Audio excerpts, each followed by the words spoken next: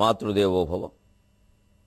అల్లాడించితి నిన్ను గర్భమున అమ్మా, అల్లాడించితి నిన్ను గర్భమున, నేను అల్లారు ముద్దంచు నీవు ఎల్లల్లేని మమత్వ భావమున, నన్ను ఇన్నేండ్లకు వెంచవే అల్లా అల్లా. జీససు రామ రూపములు నీ ఆత్మస్వరూపములో తల్లి, అల్లా జీససు రామరూపములు నీ ఆత్మస్వరూపములో తల్లి, నీ దయ తెలుగు పద్యములకు తాత్పర్యమయ్యొప్పెడిన్ తల్లి, నీ దయ తెలుగు పద్యములకు తాత్పర్యమయ్యొప్పెడిన్. ఏబిఎన్ ఆంధ్రజ్యోతి ప్రేక్షక మహాశయులందరికీ నవజీవన వేదం అనే కార్యక్రమంలో 678వ భాగానికి స్వాగతం పలుకుతాం. మహమ్మద్ ప్రవక్త యొక్క దివ్య బోధనల గురించి మనం తరంగం ఏం చెబుతుందో తెలుసుకుంటున్నాం. అతడే విశ్వమత ప్రవక్త, విశ్వజనీన భావములతో అల్లాను ప్రార్థించుచున్ హితవుల్ బల్కె ఖురాను వాక్యములతో, ఏకేశ్వరోపాసనా వ్రతుడై ప్రార్థన నిత్య జీవితములో భాగముగా చేసే తత్క్రతువే నేడు నమాజు బేరబరగెన్ ఖండాంతర వ్యాప్తమై. ప్రార్థనని నిత్య జీవితంలో భాగంగా చేశాడు. అందుకే ముస్లిం సోదరులు ఇప్పటికీ అన్నమేనా మానేస్తారు కానీ నమాజు మానేయరు. సమయం లేకపోతే అన్నమేనా మానేస్తారు, నమాజు మానేయరు. అందరం నేర్చుకోవలసిన విషయం. నేను స్వయంగా చూసింది, ఒకసారి గౌతమి ఎక్స్ప్రెస్లో ప్రయాణం చేస్తుంటే తెల్లారగట్ట 5 గంటలకి ఏదో చిన్న అవసరం ఉండి పక్క నుంచి కిందికి దిగ్గానే కింద ఆ మధ్యలో ఉన్న సందులో ఒక ఆయనతో తెల్లగుడ్డ వేసేసి ప్రార్థన మొదలుపెట్టాడు 5ంటికి. నేను నిజంగా నమస్కారం చేసుకున్నాను, నువ్వురా దేవుడు అంటే అని. అసలు మన ధర్మంలో, మన మతంలో మన 5ంటికి లేపాలంటే చాలా పెద్ద పుణ్యం పెట్టాలి. ఒక 10 కేజీలు పుణ్యం ఉందంటే లేస్తారు, లేదా చేయకపోతే మహాపాపం అంటే లేస్తారు, లేకపోతే లేవరు. రైల్లో అందరూ పడుకుని ఉండగా తువ్వాలు వేసేసి పవిత్రత అపవిత్రతలతో నిమిత్తం లేకుండా ఎవరిని ఇబ్బంది పెట్టకుండా ఆయన చేసుకుంటున్నాడే. నిజంగా అన్ని మతాల వాళ్ళని నేర్చుకోవాలండి. భగవంతుడిని మెప్పించే విధానమే అది. ఆ సమయానికి మనం చేయాలంటే ఎక్కడ ఏ పరిస్థితుల్లో ఉంటే అలా చేయడమే. మనకి సంధ్యావందనాది కార్యక్రమాల్లో కూడా ఒక్కోసారి తప్పనిసరి అయితే ప్రయాణేపాదం ఆచారం శాస్త్రమే చెప్పింది. 4వ వంతు ఆచారం పాటిస్తే చాలు, అన్నీ చేయొద్దు. మనం నేర్చుకోవాలి నిజంగా, ఇతరులను ఏమీ ఇబ్బంది పెట్టకుండా. మనం అలా కాదు, ఏదైనా పెట్టుకుంటే స్నానం చేయాలి అంటే రైల్లో స్నానం చేస్తారు. 25 మంది భక్తులు ఎక్కడికో యాత్ర వెళుతూనో రైల్లో ఉన్న నీళ్ళు ఎండి అవగొట్టేస్తారు. మిగిలిన ప్రయాణికులు, ఏ ప్రయాణికుని మనం బాధ పెట్టామన్నా మన ఆ నియమం తప్పేనండి. ఇతరుల్ని బాధ పెట్టకపోవడమే పెద్ద నియమం. పెట్టుకుండా మన పని మనం చేసుకోవచ్చు, అది ఇతరులకు ఆదర్శంగా ఉంటుంది. అంతేకాదు, ఇంకోటి స్వాతంత్రోద్యమ కాలంలో నేను విన్నటువంటి గొప్ప సంఘటన, కాశీభట్ట బ్రహ్మయ్య శాస్త్రి గారిని అద్భుతమైనటువంటి వ్యక్తి, పరమ నిష్ఠాపరుడు, షట్కర్మ నిరతుడు, కాకినాడలో ఉండేవారు. అక్కడికి స్వాతంత్రోద్యమం సభలు నడపడం కోసం మహమ్మద్ అలీ సోదరులు వచ్చారు. వాళ్ళు మంచి దృఢకాయలు, ఇలా పొడుగ్గా మంచి ఒడ్డు పొడుగులా ఉండేవారు. మైకులు లేని ఆ రోజుల్లో వాళ్ళు చప్పట్లు కొడితే మొత్తం కాకినాడ నుంచి యానం వినపడేవి. అలా ఉండేవారు వాళ్ళు. వాళ్ళు స్వాతంత్ర సమరంలో పాల్గొనడం కోసం ఆ సభలో పాల్గొనడానికి వచ్చారు. గాంధీ గారి శిష్యులు వాళ్ళు. బ్రహ్మయ్య శాస్త్రి గారు కూడా శిష్యుడే. వాళ్ళు ఒక సాయంత్రం సభ అయిపోయి సాయంత్రం 5 గంటలు 6 గంటలు వాళ్ళు నమాజ్ చేసుకున్న సమయంలో, మేము నమాజ్ చేసుకోవాలి, ఎక్కడ మాకు ఏదైనా ఓ చోటు అని అలా చూస్తున్నట్టు. వెంటనే బ్రహ్మయ్య శాస్త్రి గారు, మా ఇంట్లో చేసుకున్నా మీరు బంగారంగాను. వాళ్ళు ఆశ్చర్యపోయారు. షట్కర్మ నిరతుడైనటువంటి బ్రాహ్మణుడు ఈయన మన ఇంటూ చేసుకోమంటున్నాడు తురుష్కర ప్రార్థన అంటే. ఏమిటయ్యా, దేవుడు ఎక్కడైనా ఒకటే కదా, మా ఇల్లు పవిత్రం అవుతుంది, రెండయ్యా భలేవారే, హాయిగా 2 మెతుకులు తినండి పెడతాను అని చెప్పి తీసుకెళ్ళి ఇద్దరిని ఆయన శుభ్రంగా వాళ్ళకి కావాల్సినవి తువ్వాలు ఏమిటంటే పట్టుపట్లు వేసాడు. ఆయన చేసుకోండి ప్రార్థన. వాళ్ళు పరవశించిపోయారండి. ఈ ఘట్టాలు మళ్ళీ మనం గుర్తు చేసుకోవాలి, మరీ మరీ గుర్తు చేసుకోవాలి. విద్వేషాలు ప్రబలకుండా. ఎప్పుడూ ఉగ్రత్వం అనేది కొద్ది మందిలో ఉంటుంది. అది ఉగ్రవాదం అనేది ఏ మతానికి సిద్ధాంతం కాదు, ఎవరు ఒప్పుకోరు దాన్ని. అందులో దైవభక్తి కలిగిన వాళ్ళు అసలే ఒప్పుకోరు, అదో పిచ్చి. ఇంత విశాల భావంతో అర్థం చేసుకుంటే అన్ని సమస్యలు పరిష్కారం అవుతాయి.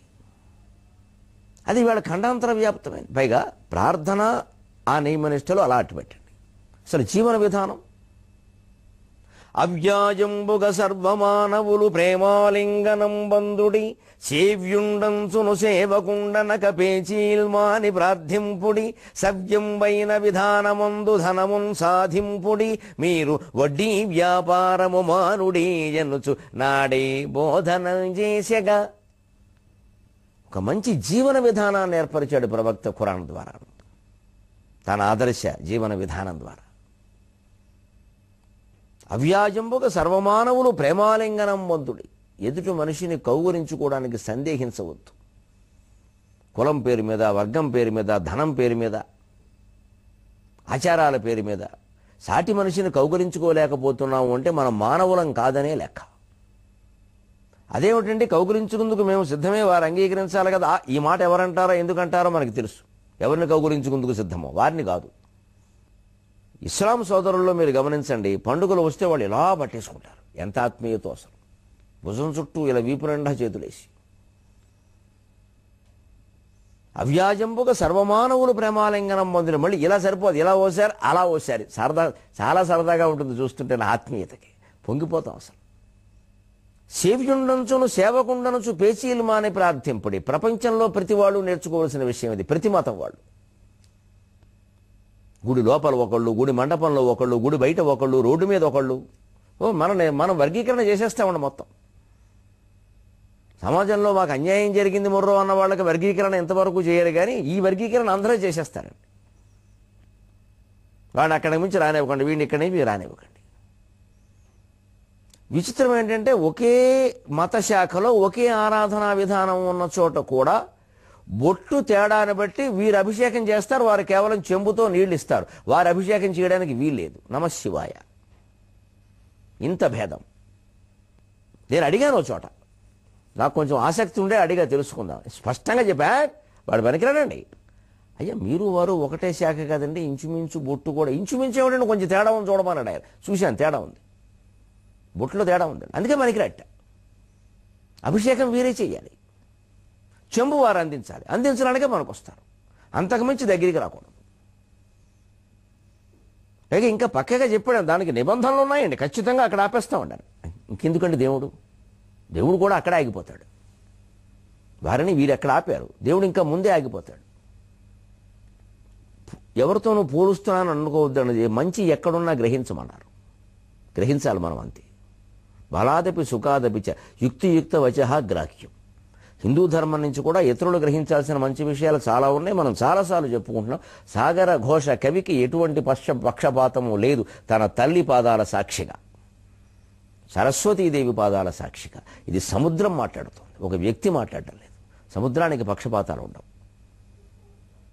ఖచ్చితంగా మనం హిందువులం అలవాటు చేసుకోవాలి. ఇది కులం పేరు మీద, రకరకాల వర్గాలు శాఖల పేరు మీద ఎంతమందినో దూరంగా పెట్టడం. నువ్వు దీనికి పనికిరావు, నువ్వు దీనికి పనికిరావు, అసలు లోపలికి ఎవడు రావద్దు, బయట ఎవడు ఉండొద్దు, ఇది వారు వినొచ్చు, ఇది వీరు వినకూడదు, ఇది చదవకూడదు, వీరు అసలు వినకూడదు కూడానా. ఇంకెలా నిలబడుతుందండి ధర్మం?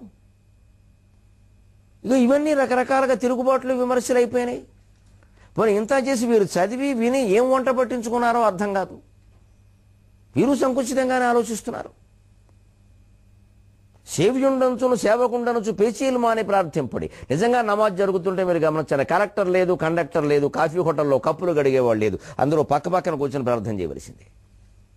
భగవంతుడి దృష్టిలో అందరూ సమానమే, అందరూ మోకాళ్ళ మీద అలా కూర్చోవలసిందే.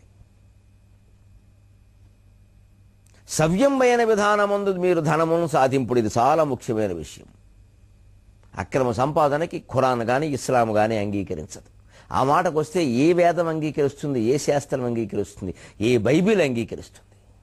అవ్యాజంబుగా సర్వమానవులు ప్రేమాలింగనం బంధుడి సేవ్యుండంచును సేవకుండనక పేచీల్మాని ప్రార్థింపుడి సవ్యంబైన విధానమందు ధనము సాధింపుడి మీరు వడ్డీ వ్యాపారము మానుడి ఎనుసు నాడే బోధన చేసగా. సక్రమంగా చేసే ధన సంపాదనకి ప్రవక్త ఎక్కువ ప్రాధాన్యాన్ని ఇచ్చాడు. నిజానికి మన స్తోత్రాల్లో కూడా చాలా స్పష్టంగా అదే ఉంటుంది. లక్ష్మీం క్షీర సముద్ర రాజతనయాం. లక్ష్మీదేవి పాలసముద్రంలో పుట్టింది అంటే అర్థం ఆవిడ సంపద స్వరూపం. కాబట్టి మనం సంపాదించే ప్రతి రూపాయి పాలసముద్రంలో పుట్టాలి, స్వచ్ఛంగా పాపాల సముద్రంలోంచి పుట్టకూడదు. ఇవాళ మనం పాపాలు చేసి సంపాదించి భగవంతుడికి వాటా ఇద్దామని చూస్తున్నాం, మనం హుండీలో వేసేసి. పైగా దానివల్ల పోతాయని చెప్పేస్తున్నాం పాపాలు. ఎన్ని తప్పులు చేసినా సరేనండి, ఒక్క నమస్కారంతో మొత్తం అన్నీ పోతాయండి. లంచమా లాలూచియా? దేవుణ్ణి ఎంత లోకు చేశామండి. ఎట్టి పరిస్థితుల్లో సక్రమంగా సంపాదించి తీరవలసిందే. ప్రతి మతము చెబుతున్నమాట, ప్రతి దేవతా స్వరూపము చెబుతున్నమాట, ప్రతి పవిత్ర గ్రంథము చెబుతున్నమాట. సంపాదనలో పవిత్రత లేదన్నప్పుడు ఆ సంసారం కూడా దోషభూయిష్టం కింద లెక్క. సంపాదన మీదే సమస్తం ఆధారపడింది. మన సంపాదనలన్నీ మనమే దాచిపెట్టుకోవడమును ప్రధానమంత్రి గారు చెప్పాలా, సెప్టెంబర్ 30 లోపు వెల్లడి చేయండి అని. అందరం మళ్ళీ భక్తులమే, అందరం మళ్ళీ గుళ్ళోకి వెళ్ళేవాళ్ళమే, అందరూ లక్షపత్రి పూజలు చేసేవాళ్ళమే, అందరూ గుళ్ళు కట్టించేవాళ్ళం. పైగా ఎక్కడా దేవుడు అంటే భయం లేదు. ఇదొక హంగు, ఇదొక ఆర్భాటం సమాజంలో పేరు ప్రతిష్టల కోసం. ఇంకా చిత్రమైన విషయం, అన్ని మతాల వాళ్ళు నేర్చుకోవలసింది, మీరు ముస్లింలు వడ్డీ వ్యాపారం చేయడాన్ని సాధారణంగా మీరు చూడలేరు. ఏదైనా అసాధారణంగా వ్యక్తులు ఉంటే ఉండొచ్చు, వారు చెయ్యరు. వారి ధర్మానికి అది వ్యతిరేకం. అవసరమైతే అప్పు ఉచితంగానే ఇస్తారు చేబదులుగా. కాకపోతే అవసరమైతే వసూలు చేసుకున్నప్పుడు కొంచెం దెబ్బలాడచ్చు. మరి చేబదులు ఊరికే ఇచ్చారు, మరి మళ్ళీ లేకపోతే ఆయనకు ఉండద్దు. దెబ్బలాడినా తప్పులేదు. అటువంటిప్పుడు 15 రూపాయలు వడ్డీ వసూలు చేస్తూ కర్రలేసుకెళ్ళి వసూలు చేస్తున్నారు. అంతకంటే ఘోరం కాదుగా. 15 రూపాయలు వడ్డీకి అప్పులు ఇస్తున్నారు. పొద్దున్నే కూరగాయల వాళ్ళకి 1000 రూపాయలు ఇవ్వడమును, సాయంత్రం అయ్యేసరికి 1050, 1100 వసూలు చేసుకోవడం, అది కూడా మూతిమి కొట్టే. ఎంత ఘోరం అండి. పొద్దున్న సాయంత్రంలోగా 1000కి 50 వడ్డీ అండి. ఏంటంటే వాళ్ళు పాపం మామూలు వాళ్ళు, వాళ్ళకి పెట్టుబడి పెట్టి మొత్తంగా కూరగాయలు కొనుక్కుందుకు డబ్బులు లేవు. వాళ్ళకి ఎవరి దగ్గర పట్టుకెడతారు. సాయంత్రం వాళ్ళకి వచ్చేదే 200, 300 వస్తే అందులో 50, 60 ఇటుపోయాయి. ఇంటి దగ్గర కూర్చున్న వాళ్ళకి 50, కష్టపడి వానలో తిరిగి సగం సరుకు పోగా అమ్మిన వాళ్ళకి మిగిలేదేమో 100. ఏం బతుకుతారండి? ఎక్కడైనా ఉందా ధర్మం? పోనీ వాళ్ళకి ఉచితంగా ఇచ్చి సాయంత్రం గట్టిగా వసూలు చేసుకోవచ్చు, తప్పులేదు. మన డబ్బు మనకు రావాలిగా. అబ్బే 5 రూపాయలు, 6 రూపాయలు, మరి 1000కి 50 వసూలు చేశారంటే 5 రూపాయలు వడ్డీ అవ్వలేదండి. పైగా రోజుకి 100కి నెలకి 2 రూపాయలు మామూలుగా అనుకుంటే 100కి నెలకి 5 రూపాయలు అయితే 1000కి ఎంత అయిందండి? అప్పటికి 50 అయింది. 500 అయితే రోజుకే వసూలు చేశారు 50. రోజుకు వసూలు చేసేసారు. రోజుకు వడ్డీ అయిపోయింది ఏకంగా. ఇంత దారుణంగా ఈ వడ్డీ వ్యాపారం అక్కడ అంగీకరించరండి. అవసరానికి ఆదుకోవలసింది. కాబట్టి వారు జాతి అభివృద్ధి మొత్తాన్ని అభివృద్ధిగా భావిస్తారు, ఒక వ్యక్తి అభివృద్ధిని అభివృద్ధిగా భావించరు. ఇది ప్రవక్త బోధనల నుంచి అందరం నేర్చుకోవలసిన విషయం. ధ్యానము నిర్గుణము, ఇంకా గొప్ప విషయాలు. పరదైవము లక్ష్యము, ధ్యానము నిర్గుణము, పరదైవము లక్ష్యము. దానమన్నచో స్నానము కన్న ముఖ్యము, దానమన్నచో స్నానము కన్న ముఖ్యము. విచారము దక్కిన జీవనము, రంజాను కఠోర దీక్షలును. చంద్రుని చూచి నమస్కరించియున్ ప్రాణము నిల్పుకొంటయు, చంద్రుని చూచి నమస్కరించియున్ ప్రాణము నిల్పుకొంటయు. నిబంధన గంధములట్టి బోధనన్, ప్రాణము నిల్పుకొంటయు నిబంధన గంధములట్టి బోధనన్. ధ్యానము నిర్గుణము, వారి ధ్యానం మొత్తం నిరాకారం, నిరంజనం, నిర్లేపం, నిర్మలం, నిత్యం, నిర్గుణం. అంతిమంగా ఏ ధర్మమే ఏ మతమైనా ప్రబోధిస్తున్నది అదే. నిర్గుణ ధ్యానమే గొప్పది. సగుణ ధ్యానం సరిగ్గా చూసుకోకపోతే తగాదాలకు దారితీస్తుంది. మనం చాలాసార్లు అనుభవించాం ఆ విషయాన్ని. ఇప్పుడు వాళ్ళలో కూడా రకరకాల తేడాలు వచ్చి ముస్లింల్లో అనుభవిస్తున్నారు. లేకపోతే షియాలను కాల్చేయడం ఏమిటి, సూఫీలను కాల్చేయడం ఏమిటి? అదే మతంలో అక్కడ కూడా ఆర్థికమైన అవసరాలు, భేదాలు, శాఖలు, అహంకారాలు పెరిగిపోయి. అంటే మహానుభావులైన వాళ్ళు, బుద్ధుడు, ఒక వశిష్ఠ మహర్షి, ఒక శ్రీరాముడు, శ్రీకృష్ణుడు, యేసుక్రీస్తు, ఈ ప్రవక్తో ఎవరైనా కానివ్వండి, బోధించిన వాళ్ళందరూ, స్థాపించిన వాళ్ళందరూ మహానుభావుల. రాను రాను రాను రాను రాను రాజుగుర్రం గాడిదేందన్నట్టుగా ఇలా తయారవుతాం మనం. మళ్ళీ వాళ్ళ ఫోటోలకు దండలు వేస్తూ ఉంటాం, వాళ్ళకి పుట్టినరోజులు జరుపుతూ ఉంటాం, వాళ్ళకి ఉత్సవాలు జరుపుతూ ఉంటాం, ఆ పేరు మీద నెత్తురు వచ్చేట్టు కొట్టుకుంటూ ఉంటాం, చాలా హడావుడి చేసేస్తాం. వాడు చెప్పింది మాత్రం చెయ్యం. అదే నేర్చుకోవాలి అక్కడి నుంచి. ఆ చెప్పింది చెయ్యాలి. ధ్యానము నిర్గుణము, నిర్గుణ ధ్యానమే చేస్తారు. చాలా గొప్ప విషయం అది. పరదైవము లక్ష్యము, అన్నిటికీ అతీతమైన గుణాతీతమైన దైవ ఆత్మ పదార్థాన్ని చేరుకోవడమే లక్ష్యం. దానమన్నచో స్నానము కన్న ముఖ్యము, ఒకరినొకరు ఆదుకోవడం కోసం దానం చేయడం అనేది వాడు నిత్యకృత్యమైన స్నానం కంటే కూడా దానమే ఎక్కువగా భావిస్తారు. పుణ్యం కోసం దానం చెయ్యరు. ఉత్తర జన్మ ఏదో గొప్పది వస్తుందని దానం చేయరు, తమ కర్తవ్యంగా భావించి దానం చేస్తారు. దానమన్నచో స్నానము కన్నా ముఖ్యము, విచారము దక్కిన జీవనము. 10 మంది పిల్లలు ఉంటారు, ఏదో పని చేస్తూ ఉంటారు. అందరూ సైకిల్ షాపుల్లో ఊరికే నట్లు బిగిస్తూ ఉంటారు, మోటార్ మెకానికల్ కింద పనిచేస్తారు, కాఫీ హోటల్లో పనిచేస్తారు. మా అబ్బాయి ఇంజనీరింగ్, మా అబ్బాయి మెడిసిన్, మా అబ్బాయి అమెరికా అని చెప్పుకోవాలని వారు తాపత్రయపడరు. ఏదో వాడు పట్టవాడు పోసుకుంటే చాలే అనుకుంటారు. అదే విచారము దక్కిన జీవనం. మరి మిగిలిన చోట్ల చాలా సందర్భాల్లో మిగిలిన వాళ్ళు ఎన్ని కోట్లు సంపాదించినా సరిపోవడం లేదు. అసలు 1వ తరగతి కుర్రాడు గురించి కూడా గొప్పలు చెప్పుకోవడం కోసం చూస్తున్నారు. తల్లిదండ్రులు వీరి కళల్ని వారి మీద రుద్దుతున్నారు. ఏదో ఒక రకంగా మా వాడు ఆనందంగా ఉంటే చాలండి అనుకోవాలి కదండి. నిజానికి ఇటీవల ఒక పరిశోధన జరిగిందండి, తెలుసుకోవడం మంచిది. ప్రపంచంలో ఒక సంస్థ వాళ్ళు చిత్రమైన పరిశోధన చేశారు. తల్లిదండ్రుల్ని అసలు మీ పిల్లలు ఎలా ఉండాలని మీరు కోరుకుంటున్నారు అంటే, ఫిన్లాండ్లో, నెదర్లాండ్స్లో, దక్షిణ కొరియాలో, చివరికి అమెరికాలో చాలామంది ఏం కోరుకున్నారో తెలుసా? ఫిన్లాండ్లో, దక్షిణ కొరియాలో, నెదర్లాండ్స్లో, అమెరికాలో, జర్మనీలో 80% మంది తల్లిదండ్రులు ఏం కోరుకున్నారు అంటే, మా పిల్లలు ఆనందంగా ఉంటే చాలని సమాధానం ఇచ్చారండి. అదే సర్వే మన దేశంలో చేశారు. ఇక్కడ 80 కాదు 90% మంది మా వాడు డాక్టర్ అవ్వాలి, మా వాడు ఇంజనీర్ అవ్వాలి, మా వాడు టాప్ ర్యాంక్ పొందాలి, ఇదే చెప్పారండి ఎంతసేపు. మా పిల్లలు సంస్కారవంతులు కావాలి, ఆనందంగా ఉండాలి అన్నవాడు 100కి 10 మంది కూడా లేరు. పిల్లలు ఆత్మహత్యలు చేసుకోవడానికి, పిల్లల మీద ఒత్తిడి పెరగడానికి కారణం ఇప్పుడు అర్థమవుతుందా? పిల్లలు పైశాచికంగా ప్రవర్తించడానికి. ఈ ఒత్తిడి విపరీతంగా పెరిగాయి. అందరూ ఆ లక్ష్యాలు సాధించలేరు. మిగిలిన వాళ్ళు పిచ్చెక్కి ప్రవర్తిస్తున్నారు. ఎందుకంటే ఏదో రకంగా ప్రసిద్ధుడు కావాలి, వాడు ఉద్దేశం అది. మనం మంచి పనులు చేసే ఓపిక మనకు ఎలాగో లేదు, ర్యాంకులు మనం ఎలాగో తెచ్చుకోలేము. కాబట్టి భయంకరమైన పనులు చేస్తే మన మన మన పేర్లు ఫోటోలో వస్తాయి, పేపర్లో వస్తాయి. పైగా ఇవాళ పేపర్ వాడు వేసేది ఏమిటి? మనమే సెల్ఫీ మనమే ఫోన్లో తీసి అందరికీ పంపిస్తే అయిపోయాయి, 10 మందికి తెలుస్తుంది. అలా ప్రచారం పొందుదామని చూస్తున్నారు. వాళ్ళని ఆటలు పాటలు అన్నీ పెట్టి గెలుపులు ఓటములు అన్నీ అలవాటు చేసి వాడు సక్రమంగానే ఆ ప్రచారాన్ని పొందగలిగే అవకాశం మనం కల్పిస్తే అలా తయారు కారు కదండి. నిజంగా నేర్చుకోవాలి కదండి. విచారము దక్కిన జీవనము. మనకి ఎన్ని సంపదలు ఉన్నా మనం ఎందుకు ఆనందంగా ఉండలేకపోతున్నాం? ఇంకా గోడలోకి వెళ్ళి కోరికలు కోరుతున్నాం. కోరికలు తగ్గించుకోవడానికి గుళ్ళోకి వెళ్ళాలి, కోరికలు తీరడానికి కాదు. విచారము దక్కిన జీవనము. రంజాను కఠోర దీక్షలను చంద్రును చూచి నమస్కరించి ప్రాణము నిలుపుకుంట. రంజాన్ నెల మొత్తం మీరు గమనించండి, ఎక్కడ ఉమ్ము కూడా మింగరని ప్రసిద్ధి. సమయం అంటే సమయమే, ఆ సమయం అయ్యే వరకు మళ్ళీ మాట్లాడే పని లేదు. నిజానికి సరిగ్గా ఆలోచిస్తే మన కార్తీక మాసం దీక్షలు అంత గొప్పవి. పైగా మన వాళ్ళు ఎంత ఆలోచన చేశారు అంటే, భౌతికం మానసికం ఆధ్యాత్మికం అన్నీ ఉంటాయి ప్రతి దాంట్లో. హిందూ ధర్మం విశిష్టతే అది. కార్తీక మాసంలోనే పెట్టారు నెలంతా ఉపవాసాలు చేసే విధానం, మిగిలిన మాసాల్లో లేదు. కార్తీక మాసం నవంబర్ నెలలో వస్తుంది. సరిగ్గా మార్గశిర మాసంలో పంటలు ఇంటికి వస్తాయి, గాదిలో ధాన్యం అడుగంటూ ఉంటాయి. అప్పుడు చాలామంది ఉపవాసాలు ఉంటే కాస్త ధాన్యం మిగులుతాయి, సరిపోతాయి. అప్పుడు కూడా జనవరిలోనో ఫిబ్రవరి నెలలోనో తిన్నట్టుగా, మార్చి నెలలో తిన్నట్టుగా తింటే ఉండవు, అప్పులు చేయాల్సిన పరిస్థితి వస్తుంది. అందుకే చాలా తెలివిగా మన వాళ్ళు కార్తీక మాసం శివుడు పేరు మీద ఉపవాసాలు పెట్టేశారు. 4 సోమవారాలు, పూర్ణిమ, 2 ఏకాదశులు, ఇంకా ఇతర తిథులు, క్షీరాబ్ది ద్వాదశి మొత్తం అన్ని కలిపిస్తే 15 రోజులు ఉపవాసాలు ఉంటాయి.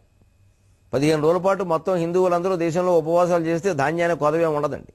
అలా కూడా ఆలోచన చేశారు. ఇంత గొప్పగా ఏర్పాటు చేస్తే మనం దాని పుణ్యం కోసం చేసేసాం. మనం దానికైతే పెద్ద పెద్ద ఫలితాలు చెప్పాం. సామాజిక వ్యవస్థ బాగుండడానికే చేశారు ఇవన్నీ.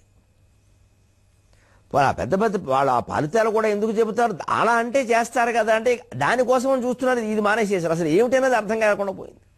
ఒక అర్థం లేని ఆచారం వేసరికి సహజంగా కొంతమంది ఏం చేస్తారు, దానికి ఏం తర్కం లేనప్పుడు అర్థం ఎందుకంటే చేయడం అనవసరంగా. మనం అన్నం మానేస్తే దేవుడికి ఏమిటంటే కలిసి వచ్చి, దేవుడికి ఏమీ కలిసి రాదు, మనకే కలిసి వస్తుంది. ఒక గిద్దెలు బియ్యం కలిసి వస్తే అందుకే మానేయమన్నారు. పైగా ఆ సమయం అన్నం మానేస్తే, నలుగురు వంట మానేస్తే, ఇంట్లో ఆడవాళ్ళు వంట మానేస్తారు. వంట మానేస్తే వాళ్ళ జీవితంలో పెద్ద కర్మ ఏమిటంటే ఆ వంటే. 4 గంటలు కలిసి వస్తుంది, హాయిగా శివధ్యానం చేసుకుంటారు. అన్నీ దృష్టిలో పెట్టుకున్నారు.